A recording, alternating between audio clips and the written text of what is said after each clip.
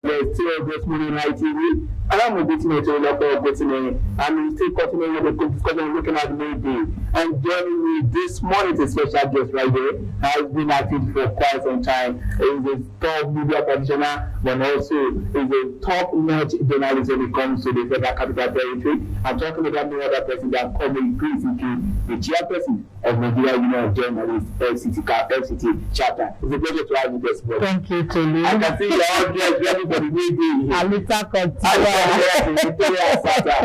really interested right there. And I think the media offers us as journalists to also have a say in this game of things right there. That's why when we look at the current conditions of service and so many things, in the light of the number of fuel subsidy, current increments in the salaries and revenue, and so many other things like that. But when you put all these things into consideration right there, what do you think are the major challenges journalists face in Nigeria and current economy today? Thank you very much. Well, first, let me celebrate the dignity of labor and invaluable contribution of every journalist, every worker in the society, particularly in the FCT where I represent. And just like you said, journalists are the front line workers of the quest for truth, justice and national development, and whether you like it or not, we are going through a lot, we are facing through a lot, ranging from poor salary structure, ranging from insecurity, ranging from poor housing, transportation, accommodation. But notwithstanding, as a union, we will continue to champion and fight for a better working condition for our people. Also continue to champion ethical journalism. Aside that, we continue to make sure that there's need to report accountably. We must be accountable. And while we're reporting, not just reporting on those we think we are reporting about, but within our ranks. And for me, May Day reminds us that unity is our strength. And together we can actually fight and continue the struggle, just like what the women of Alita Continua says. We will continue to embrace one another, and we'll continue to remain steadfast in our commitment to serve the public in honesty and courage. And like you earlier said, a lot of challenges, particularly when it comes to the welfare of journalists. You visit most media houses today, the pay is nothing to write home about. And what we see most happen here is you want to freelance, no problem, you want to freelance, just freelance. And you don't expect the best from someone who feel you're not going to take care of when it comes to salary structure, because it's just like garbage in, garbage out. And if we must meet international best standard and be a par with the international community, we must see the welfare of journalists, taken adequately care of. It should be number one. And if you recall, that was why when I was coming on board, I made that commitment that we'll make sure that welfareism is top-notch, because when we talk about unionism or any association, we must make sure the welfare of the members is adequately taken care of, and that has been a major challenge for us in the Federal Capital Territory. But there are also media houses who are living up to expectation, and then we'll continue to, champion that call, that quest for a better working condition, not just salary. We talk about the environment where they work. Do they have that tools? We talk about working equipment. We talk about where they live. I feel that we are not beggars. Yeah. Journalism is not a crime, and that's what I tell people, because it's a passion for me.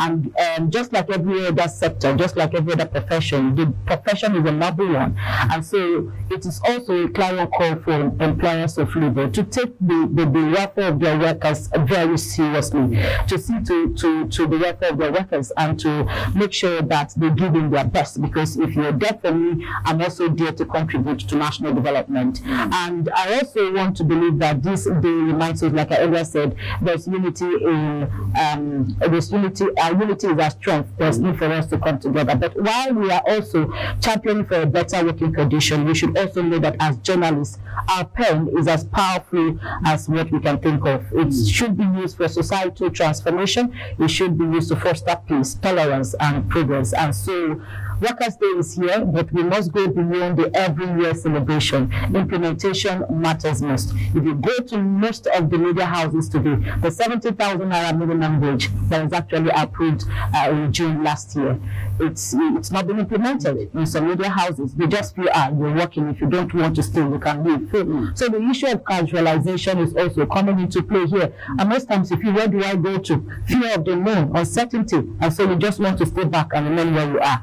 For for 3-4 years, you see someone whose salary is just, let me assume or give it for instance, 80,000 or 90,000 is still there, no improvement, no increase, and it's nothing to write on about. So we must see this as time to not just to talk the talk, it's time to act. Let's leave the usual everyday celebration. And there's a lot for us here as a union to do. There's also a lot for the NLC to do. There's a lot for TUC to do. While I'm talking for journalists, there are other workers there who have contributed their quota to national development. But the time you just keep working, the day is coming for reward. But I think we have to go beyond that now. Yeah, you just said something that is another pertinent point right there when you talk about job security. Saying the removal of subsidy, there has been a skyrocketing increase in prices of things right there. And then you look at putting into consideration the fact that most journalists are working in a place where the salary has not really been increased for the last 2 or 3 years. And that means it has also led to increase in the cost of living and everything. There are many of this. There's the problem of job security. And you also worry about it. How do you ensure that workers keep their job in the light of all these problems?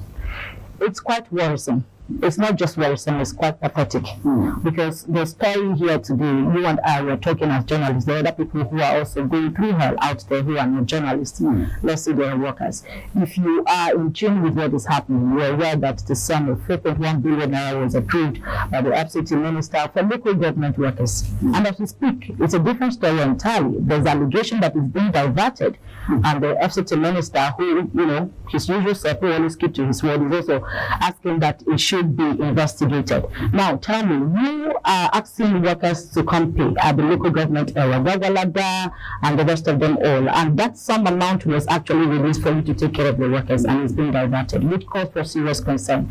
So now, as a journalist, I can imagine if I work within that area. Let me assume I'm coming from Kwali, and I'm coming to the city center to work. How much is transportation from Kwali to here? And then I'm giving you the option of you either come to work at 7 a.m. or you lose your job, or I'm giving the option of you either take 70,000 naira as a take-home pay or you forget about it. So it's quite worrisome. And the earlier you begin to see yourself as a profession where people cannot tolerate, where you cannot feel you are doing a favor. It is not a favor. It is not a privilege. It is my right. And so, in as much as I know that the profession is a right for me, you are my employer of labor. You must take my welfare. You must take my working condition as top priority if you want me to give in the best. And that comes into it. I don't really want to be about it. You see, that's why people talk about brown envelope. I've had a lot of people who made interview and they came to me and say, well, what do you think about brown envelope? I said, what do you understand about brown envelope? Yes, because some of these VIPs and dignitaries, because they don't come out to say brown envelope. Who told you? They give it a different name, a unique name, honorarium, and the logistics. And that's exactly what it implies, because it is in a brown envelope. You see journalists are into brown envelope. So that is for me honorarium. But where I will not condone or take is where you feel is an entitlement. That is a different thing entirely. And I asked the person who was asking me that question, I said, would you have preferred to give me something in a white envelope? That's really interesting. Yes. And he said, no, yes, you can't if you give me, I will reject it. And you must specifically say what that money is meant for. And you're giving me another one. If you're giving it to me, it's my number thing. Not just in Nigeria, it's also practically everywhere in the world. So there's a whole lot for us to do. And the earlier we come together, to know that our unity is our strength, to speak with one voice, to help one another amplify our voices, to embrace one another and remain committed, steadfast in our commitment to serve the public in honesty and courage, we will not get it right. But if we have that resolve, that unity, we want to speak with one voice, we want to amplify our voices, and then say no to the issue of casualization, say no to the issue of freelancing. Some persons are into freelancing. It's actually what the right joy you do, because you don't want to stay in a place. It's okay, no problem. But provided you are taking adequately care of them. And also, I want to believe that this 70,000 naira minimum wage, journalists are not left out. It's meant to be for everybody, both public and the private sector. So everyone must be carried along. And for the FCT at the federal and paracity level, I also made my investigation that implementation has started but at the local government level is where there's problem, and NLC, TUC, and other labor affiliates have decided to take that up, for themselves. But as a union, the NUJ, where I represent and I speak on behalf, it is also a clarion call to call on employers of labor to take the working condition of your staff very seriously, and that is the only time and way we will start cutting, nipping it in the bud when it comes to the issue of whether brown envelope or not giving in your best or the rest of it. It boosts morale. If I'm paid well, I can come to my interview and you want to give me anything, I push it to you, whatever you want to give to me, because I'm at the program, well paid. So I don't care, I don't want your money, because I'm working for an organization where I can happily work. So out of 40 or 50 media houses in the FCT, we can actually give it to just 5 or 6, which for me is very poor. It's a poor index. So it is a wake-up call for us. We will continue to champion the need and the call from employers of labor to see that they heed to the need of their people. While on our own part, we must also know that while we report adequately, we must make sure that our tool is used for national transformation. We must make sure that it is used to progress, to foster peace, tolerance, and I believe we will continue to write the story of our better tomorrow as journalists. Yeah, in the light of some of the things you raised, are you also worried that the media industry is under threat? Also the fact that the overall cost of media stations are quite alarming, and most of them are struggling to stay afloat. Do you foresee a situation where there could be a resolution between the state and the federal with the general NUJ to see how we can really come in and support and probably incentivize the media houses? Why not? It's possible. Why not? If we have a media house and the state knows that this media organization cannot keep up to salary structure because of the reality on ground, the economic situation on ground, why not? Why not? That is what the federal government is out there, just to make sure that job security is guaranteed. Do you understand? The federal government can actually do it. Why not?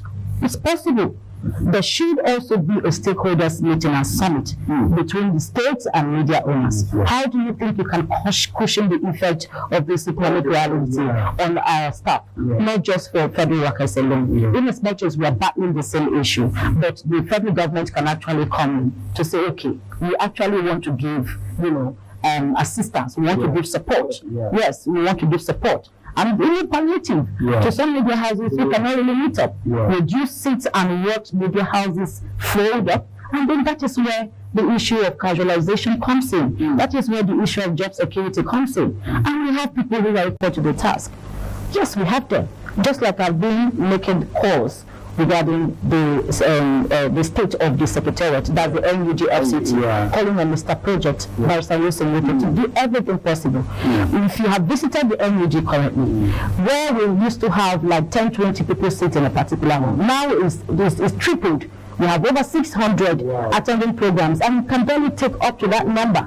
So that issue of infrastructure development comes in, and it also boils down to the condition of workers, the environment where our staff, workers, come to converge and take decisions that has to do with national development. So it will be a thing of joy to see a situation where we have the state and we have media owners come together. How do we meet? But most times they say by the time you start romancing and you start talking, the issue of independence comes in. We are no longer, it becomes a problem. That is just where, but I believe we can draw a line. It's possible. I believe so. Because if you now leave your media house in the hands of the state, you no longer have say. You no longer have state. So it's been a little continual. The struggle is there. We'll continue to struggle until we get it right. Okay, let me take care of this, because you've been a unionist for so many years right now, from being the chairperson at the House of Lords Media Journalists Forum Bureau to now becoming the NUJ chairman. Now let's take a look at it. Do you see also in the process of also improving the laws of journalists, do you also think are you planning to be able to put in place where there will be legal protections for media guys? Because we had an experience, your current secretary had an issue during the protest that was maltreated by the Nigeria police force. Do you foresee a situation where there could be legal protection for our media guys? Yes, of course. In fact, as we speak, lawyers What's the name again? It's skipping. Yes, lawyers beyond borders. Thank you. They are willing to partner with the union. Okay. Yes, we had a meeting with the national president, and we are willing. If you have issues where journalists are being harassed and they take them to court, legal issue comes in, they are willing to offer free assistance to make sure that that matter is settled amicably. Okay. You understand? And you know, like I like the way you brought up this issue, because we've had instances where they get into trouble, and because we are not equal to the tax financially, we are being forced to apologize, even though we are not at fault. So that alone is also hampering the development of our unions. After all, just threaten them, go to court, tell them you're going to court, and they will withdraw or tell you apology. So if we have more of these layers beyond others, coming out to say they really want to support, for me, it's a step in the right direction, and I believe that with that partnership with the National Secretariat and also the media enhancement bill coming up with the National Secretariat and the National President, who is also equal to the task, I feel that Nigeria Union of Journalists in general, not just FCT, will look very soon and we will smile. That is just the hope. I will take thank you to the chairperson, the company, basically, for joining us this morning and giving us insight into what your plans are, and also looking at maybe how we can make life better for media guys out there. I want to say thank you so much. Thank you. Solidarity forever. Yeah, solidarity forever, right there. And that was the from the Abuja Network Studio. Let's quickly move up to our Lagos Network Studio right there, where Joshua is also standing by to continue with the conversation.